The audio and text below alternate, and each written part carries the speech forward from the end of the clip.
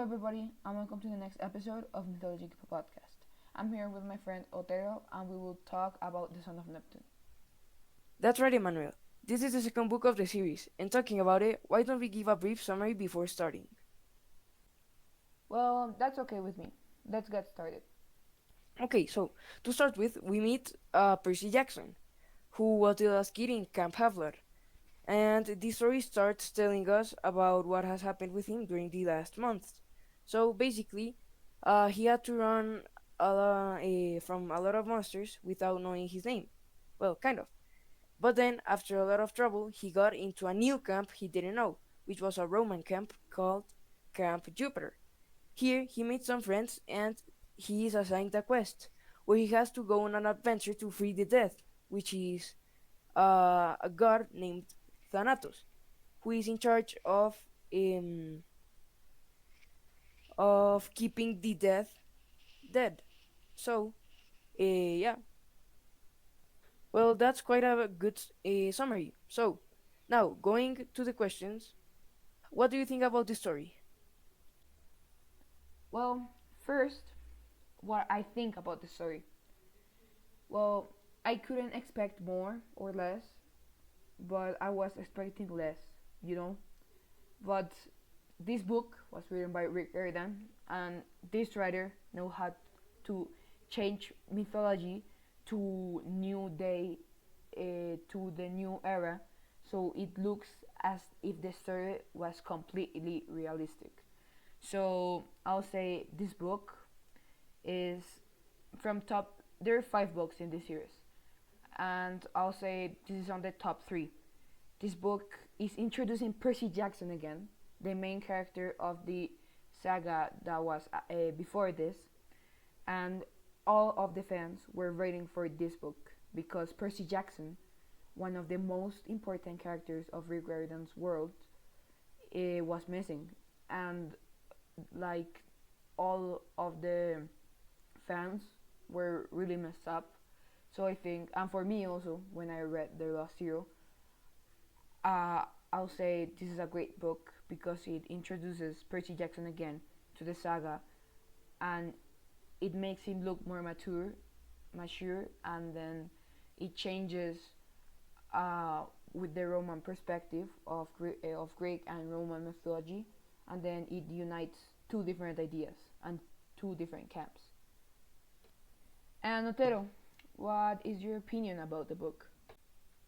Well, Emmanuel, as you said before, I also like a lot how they combine that Greek mythology with the modern day. And I also like the way they introduce new characters.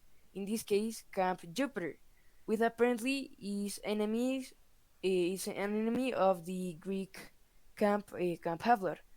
But apparently, or what I wish will happen, is that they'll make a big alliance and fight monsters together. So I'm pretty excited for the next book.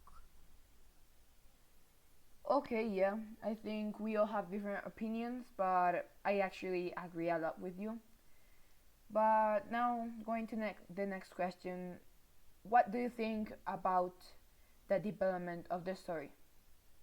Well, I think the story was very good. The problem is that maybe it was a little bit like too long. The part of the trip, as you said, it was a long trip. So I think that maybe it should have been more short because at the end, the final battle and all of that, the way they rescue Death is like not that long.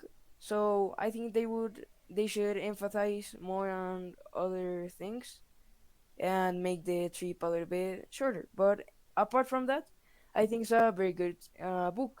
The climax, the way the problems are introduced and solved, I think that all of that is very good. Okay, but that's my opinion. What about you?